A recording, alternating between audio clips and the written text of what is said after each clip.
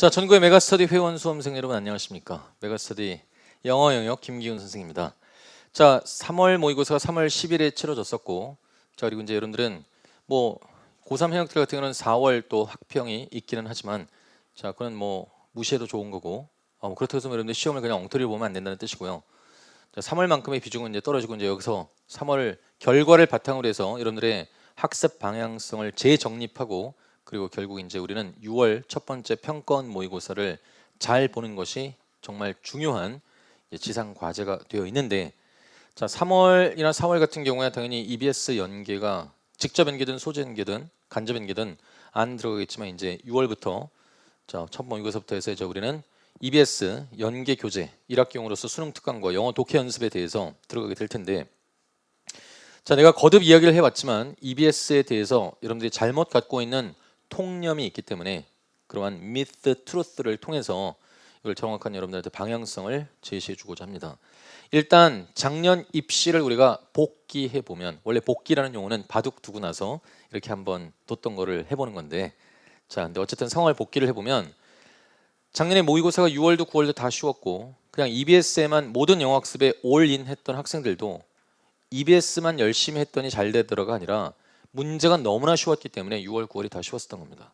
그래서 이제 9월까지도 잘 시험 결과를, 좋은 결과를 얻고 나서 그냥 뭐 딴 거 할 필요 없네, 비연계에 대한 대응 같은 거 전혀 필요 없네 하면서 그냥 영어에서 아예 손을 놔버리던가, 그렇죠, 100점 만점을 가진 학생들은 그냥 손 놓고 수학, 뭐 탐구 이런 쪽으로 몰입을 했겠죠.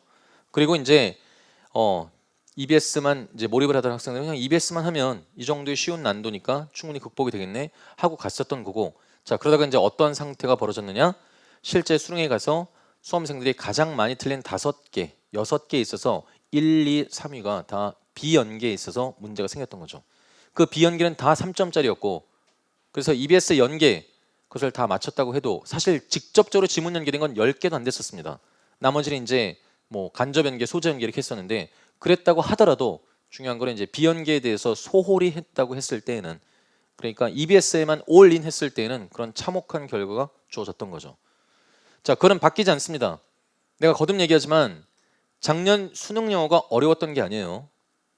2015학년도가 터무니없이 쉬워서 만점자 3.37%가 발생했었던 거고, 2016학년도에 만점자 0.48%로 돌아간 건 어려워진 게 아니라 적정 난이도로 제자리로 잘 찾아갔다는 겁니다.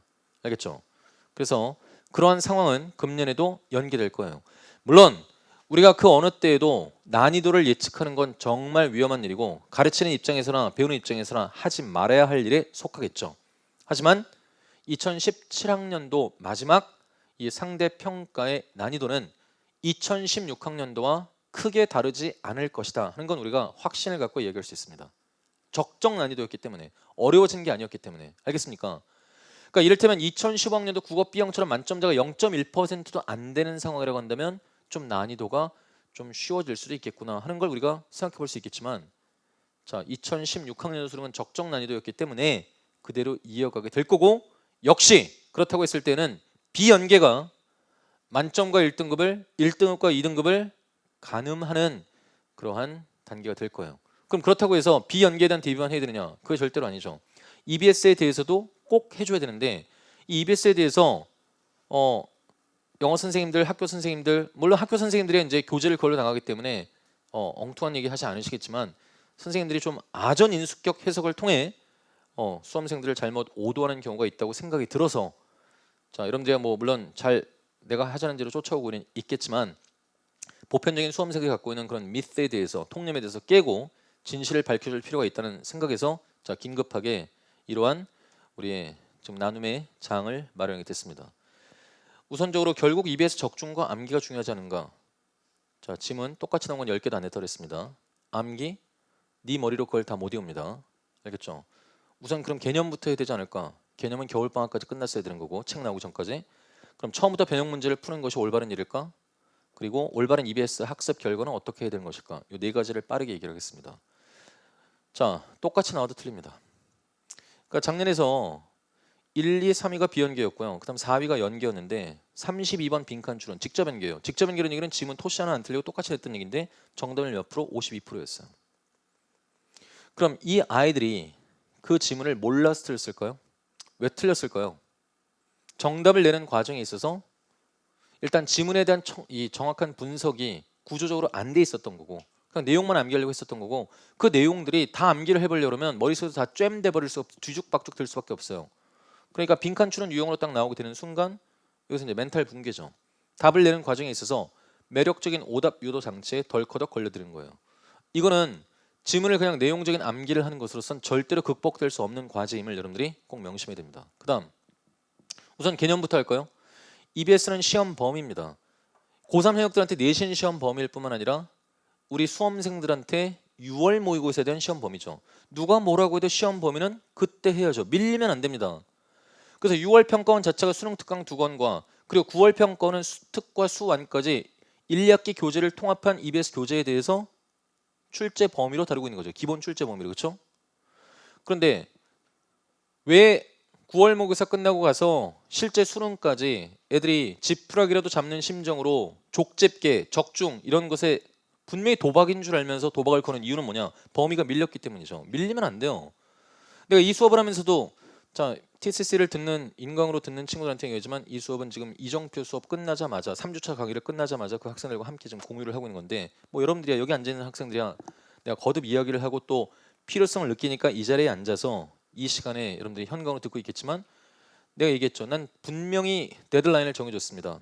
내가 4월 2일까지 해서 수능 특강과 영어 독해 연습에 대한 핵심 지문에 대한 수업을 마치고 나머지 이제 뒤에 여러분들이 또 짚어봐야 될 2차적으로 중요한 지문에 대해서 혼자서 분석을 할 수 있게 내가 정리를 해줬는데 자 그것까지 하더라도 여러분들은 실제 고3 현역을 기준으로 했을 때 중간고사 이전까지 시험 범위가 그 절반의 절반도 안 된다 할지라도 EBS 이 두 권의 교재는 다 끝내야 됩니다.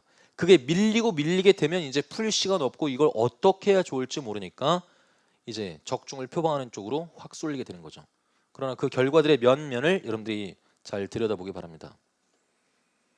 자 그럼 처음부터 그럼 변형 문제를 풀어야 되느냐? 무분별한 변형 문제는 독이 될 수 있습니다. 왜 독이 될 수 있을까요? 문제의 질적인 것이 제대로 담보되지 않아요. 그리고 지금 이 시점에서 변형 문제가 나와 있다는 얘기는 얼마나 졸속적으로 만들어져 있겠습니까?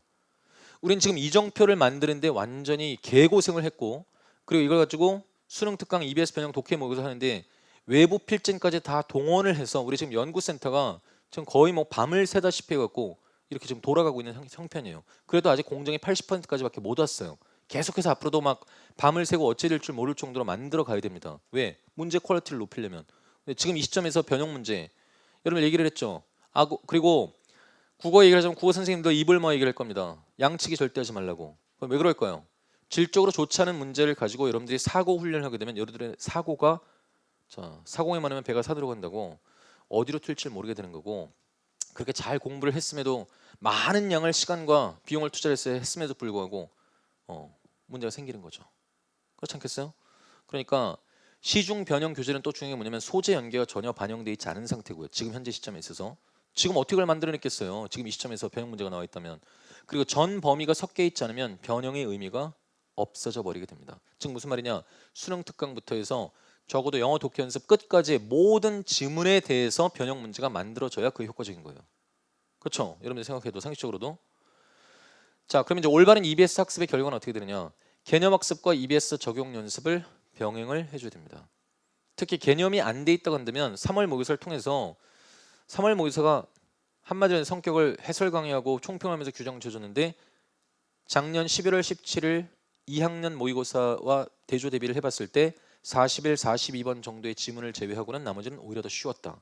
이런 정도인데 만약에 성적에 있어서 향상이 없거나 제자리이거나 아니면 떨어졌거나 했으면 분명히 문제가 발생을 한 거예요. 그래서 개념 학습 다시 돌아가야 되고 EBS 적용 연습을 병행을 해야 됩니다. EBS에만 올인 해서는 안 된다는 걸 꼭 기억하고 그리고 지문만 놓고 일단 지문에 대한 구조독해 연습을 해야 돼요. 지금 우리가 하고 있는 거예요. 그래서 여러분들이 출제자의 시선을 갖는 겁니다. 아 여기선 이게 중요한 거구나. 이런 추론 근거가 있으니까 이렇게 빈칸추를 만들 수 있겠구나. 이건 철저하게 시퀀스의 전개 방식을 갖고 있는 것이기 때문에 문장 순서 배열 출제하기 좋겠구나. 이러한 능력을 여러분들이 스스로 길러주게 되면 혼자서 지문을 보더라도 능히 해결할 수 있는 그런 안목이 길러지겠죠. 그리고 이제 소재 연계까지 반영된 모의고사 자 세듀에서 만들어 줄 겁니다. 그걸 통해서 우리 5월 7일에 여러분들한테 강의를 시작할 건데 그걸 가지고 해주면 됩니다. 자 그래서 3월 모의고사 성적을 기준으로 해서 5등급 이하다. 그럼 중간고사가 아니라 중간고사 전까지 5등급 이하라고 한다면 일단 이거 뭐 아무것도 안 되는 거예요. 그러니까 빨리 1cm 영문법이라는 책과 강의가 있어요. 그래가지고 빨리 기초를 닦고 그래마 101 하고 구문 독해 101 해서 이건 정말 문제풀이가 아니라 진짜 영어에 대한 기초적인 문법과 구문부터 지금 해야 되는 상황이고, 만약에 3, 4등급이다 그러면 1001문 완성 스튜디오 버전으로 1000문장을 전부 다 설명한 이것과 리딩 스킬스 101을 지금 해줘야 돼요. 알겠죠? 그리고 1, 2등급에 해당된다고 한다면 1001문 완성 자 스튜디오 버전과 오답 백서를 병행해주면 되고 아니면 현강 버전으로 해도 좋아요. 왜냐면 현강 버전은 훨씬 시간을 줄이고서 컴팩트하게 나왔기 때문에 이미 했는데 3월 결과가 안 좋다고 한다면 복습을 철저하게 다시 하면 됩니다. 그리고 중간고사 기간 동안은 그냥 이 지금 이제 고3 현역을 기준으로 한다면 딴 거 할 겨를이 없겠죠. EBS 드립하고 지금 하고 있는 수특에 대한 것만 열심히 선택과 집중을 해서 가면 되고, 그게 끝나고 6월 평가원까지 3월 모의고사 4월도 크게 달라지지 않을 거예요. 그런 사람들은 지금 이제 기본적인 문법과 구문에 대한 것을 다 만들어 놓고 나서 리딩 스킬스 101으로 어쩔 수 없이 지금 5등급이라고 한다면 내가 지금 현재 만점과 1등급을 지향하고 있는 수업이 있어서 한 2단계쯤 밀리게 된 상황이기 때문에 요때 할 수밖에 없어요. 뭐 문법과 구문에 대한 기본 개념이 안 되는데 어떻게 독해를 할 수 있겠어요. 자 그리고 이제 3, 4등급이라고 한다면 이제 지금 오답 백서 지금 진행 중이고 이제 빈칸 백서는 요 시점에 가서 5월 7일에 내가 동시 개강을 하게 될 텐데 요거를 해서 결국 취약한 유형 완성을 해주면 되고, 이번에 1, 2등급이 이제 안정적으로 만점에 1등급이 나왔다고 한다면 이제 수능 실감 1하고 빈칸 백서 요게 바로 5월 7일에 개강하는 거니까 요거를 그냥 요 커리큘럼을 그대로 따라가 주면 됩니다. 알겠죠? 이렇게 하게 되면 자 여러분들이 원하는 만큼의 소개 성과 반드시 거두게 될 거고, 그리고 마지막 상대 평가에서 자 누가 뭐래도 우리가 이기게 될 것으로 확신합니다. 알겠죠? 자 TCC 여기서 마칩니다. 수고했습니다.